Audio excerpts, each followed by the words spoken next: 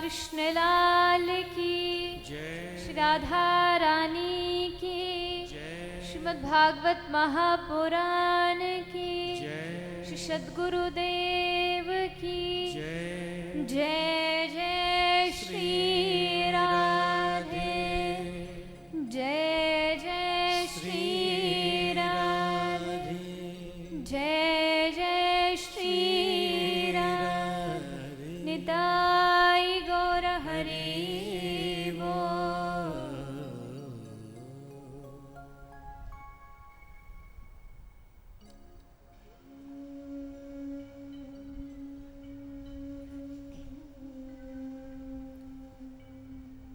आइए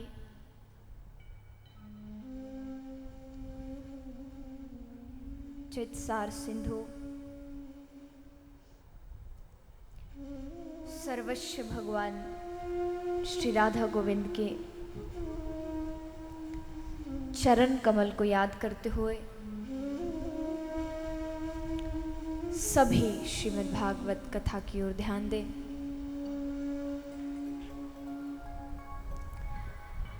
आज कथा का 6वां दिन है।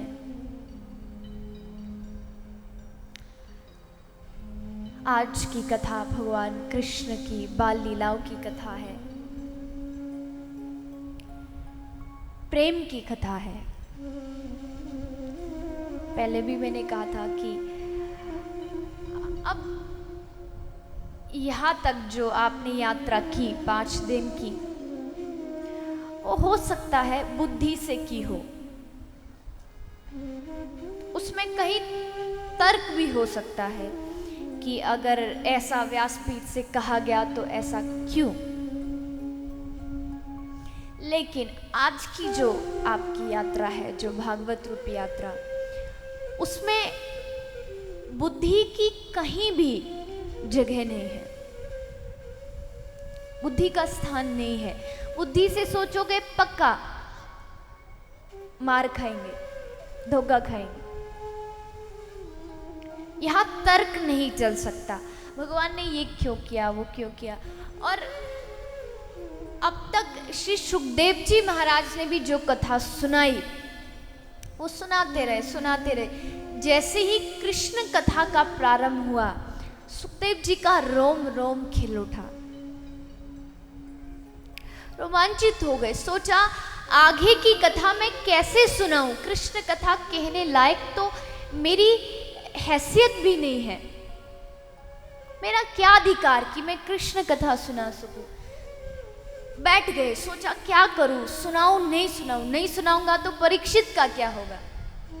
तब असमंजस में अपनी गुरु को याद किया। और सुखदेव जी की गुरु कौन है बताइए? राधा रानी। भागवत जो पहली बार सिखाई, तब राधा रानी ने कहा, हे बेटा सुख, अब तू बैठ, तेरा काम अब तक था वो हो गया, आगे की कथा तू नहीं करेगा, आगे की कथा मैं करूंगी। और 10वें स्कंद से कथा शुरू की राधा रानी ने। सुखदेव जी कह रहे हैं अंदर राधा रानी, क्योंकि अब तक जो भी सुखदेव जी ने कहा तब तक आता था सुक उवाच, अब से जो आया वो आया श्री सुक उवाच। श्री मतलब राधा रानी। तो अब जो कथा है उसको आपको सिर्फ सुनना नहीं है, उसको आपको देखना है, उसको आपको जीना है। कहते हैं ना कि श्रीधर जी महाराज कहीं कथा सुनने गए थे, तो कथा चल रही थी उखल बंधन की, कैसे मैया ने कन्हैया को उखल से बांध दिया, रस्सी से बांध दिया, उसमें गांठ लगा दी। तो जैसे सुना कि मैया ने मेरे कन्हैया को रस्सी से बांधा, तुरंत घर दौड़े दौड़े गए, अपने गोपाल जी को पकड़ा और गोपाल जी की तेल से मालिश करने लगे। तो कुछ गुरु भाई उनके घर आए, पूछा भाई क्या कर रहा है? बोले तुम्हें पता नहीं, आज कहा था व्यास जी ने कि मैया ने कन्हैया को रस्सी से बांधा, इसलिए टाइट से बांधा था, इसलिए मेरे गोपाल जी के हाथों में रस्सी के निशान बन गए। लोगों ने सोचा ये तो पागल हो गया, इसकी तो बुद्धि खराब, ऐसे थोड़ी कोई निशान बनता है। दौड़े दौड़े सब गुरु जी के पास गए, बोले महाराज आपका चेला श्रीधर तो पागल हो गया, कहता है रस्सी के निशान है। लेकिन गुरु जी तो सब जानते थे। उसके घर आए और जब गोपाल जी को सचमुच देखा तो गुरु जी भी देख के आश्चर्य में पड़ गए कि सचमुच गोपाल जी के हाथों में उस रस्सी के निशान पड़े हुए थे, क्योंकि उन्होंने सिर्फ कथा को सुना नहीं, उसको महसूस किया। तो देखे कथा को और प्रेम के साथ, क्योंकि देखिए आज मैं आपके सामने बैठ के यहाँ कथा कर रही हूँ प्रेम की वजह से। इस दुनिया में एक भी इंसान ऐसा नहीं होगा जिसके अंदर प्रेम ना हो। इंसान छोड़िए, एक पशु भी नहीं होगा, एक वृक्ष भी नहीं हो सकता। साइंस भी कहती है कि अगर एक पेड़ के लगभग थोड़ी दूर आप डेली आकर के उस पेड़ को कुछ गाना सुनाए, कुछ संगीत सुनाए, ये साइंस कहती है, रोज सुनाए, कुछ समय बाद आप देखोगे कि उस वृक्ष की जड़ें चल करके आपकी तरफ आ रही। ये साइंस कहती है। क्यों? प्रेम की वजह से।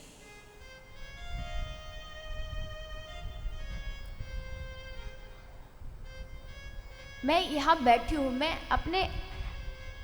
मैं दिल से कहती हूँ कि मुझे कोई स्वार्थ नहीं है। मैं इस व्यास गद्दी पे बैठी हूँ। व्यास गद्दी पर बैठना कोई खेल थोड़ी है, ये कोई मजाक थोड़ी है।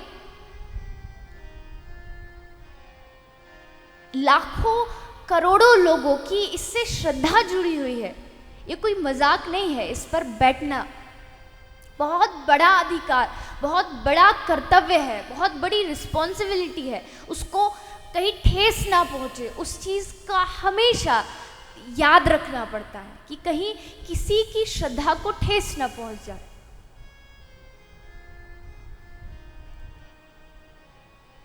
अभी बता रहे थे 4 भाई वो कहाँ से दूर से आए हैं, उनका भाव जो, उनकी श्रद्धा जो थी वो देखने लायक थी। जब उनको देखते हैं तब सचमुच लगता है कि हाँ, हम भी कुछ अच्छा काम कर रहे हैं। अच्छा, मेरी छोड़िए, आप लोग यहाँ बैठे, आप किस लिए बैठे हो? आपको क्या स्वार्थ है? मैं आपको यहाँ पैसा बांट रही हूँ, आप पैसा लेने के लिए बैठे हो? क्या आपको मैं कुछ खिला रही हूँ या आपको कुछ रिश्वत दे रही हूँ कि आ जाओ भाई कथा सुनने के लिए? किस लिए बैठे हो यहाँ पर, बताइए?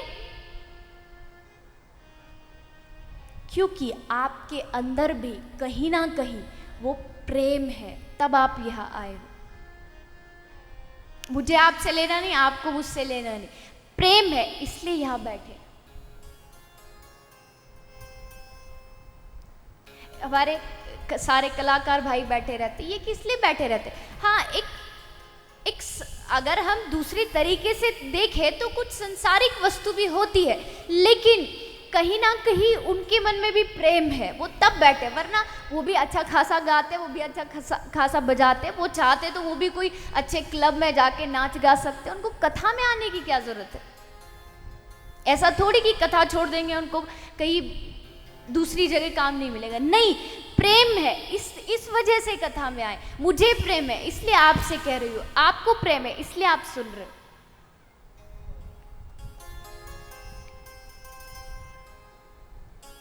और मैं तो प्रभु से यही प्रार्थना करती हूँ कि ये प्रेम हम सबके अंदर बना रहे। कभी मैं प्रभु से भी प्रार्थना करती हूँ, भूल के भी कभी आप लोगों का मुझसे दिल ना टूटे, क्योंकि मैंने कहा ना, व्यासपीठ एक बहुत बड़ी जिम्मेदारी है, इसको संभालना। मैं तो चाहूँगी कि आप भी मुझे आशीर्वाद दें कि मैं इसको संभाल सकूं, क्योंकि इतना बड़ा स्थान है व्यासपीठ। अगर देश का प्रधानमंत्री भी आएगा वो भी इससे नीचे बैठेगा, इससे ऊपर नहीं बैठ सकता। इतनी बड़ी जिम्मेदारी आप लोगों ने दी, उसको मजाक मत समझिए, बहुत बड़ी जिम्मेदारी है। ये मेरा प्रेम है, कोई स्वार्थ नहीं है। मैं यहाँ कथा करने बैठी हूँ, ये मेरा जीवन है, ये कोई पैसा कमाने का एक जरिया नहीं है। ऐसा मत सोचना कि मैं आपको कोई भाषण दे रही हूँ, ये मेरे दिल की बात है जो आप लोग उस चीज को समझ सकते, इसलिए मैं आपसे बोल रही हूँ।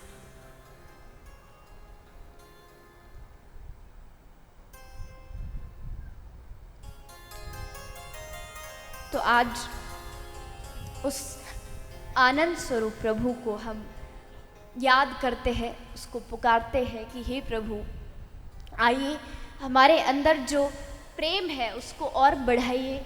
हमारा प्रेम आपके चरणों में लगा रहे, हम आपके प्रति समर्पित हो, ऐसी कृपा हम पर कीजिए। इस भाव के साथ आइए सभी कथा को आगे बढ़ाते हैं। लेकिन याद रखें, आज की कथा को कोई भी सुनेगा नहीं। क्या करेगा? क्या करना है? देखना है। आप भूल जाओ कि आप औरत हो, कि आप पुरुष हो, कि आप तांडुर में बैठे हो, कि आप वृंदावन धाम में बैठे हो। भूल जाओ उस चीज को। आप सोचो कि आप जिस समय यशोदा मैया के घर लाला हुआ था, आप जितनी गोपियों का झुंड मैया के घर जा रहा है, उसी झुंड में से आप भी एक गोपी हो। सिर्फ स्त्रियां नहीं, पुरुष को भी आज अगर आपको कृष्ण कथा समझनी है, हर एक व्यक्ति को यहाँ गोपी बनना पड़ेगा। यहाँ आज पुरुष बनने से काम नहीं चलेगा, गोपी बनना पड़ेगा। रास में भी प्रवेश उसको मिलता है जो स्त्री भाव होता है, मतलब गोपी भाव होता है। और गोपी तो महाराज प्रेम की ध्वजा है। अगर प्रेम शब्द कहीं से परिभाषित होता है तो गोपियों से। इसको प्रेम थोड़ी कहते हैं, सुबह तक आई लव यू, शाम तक आई लीव यू।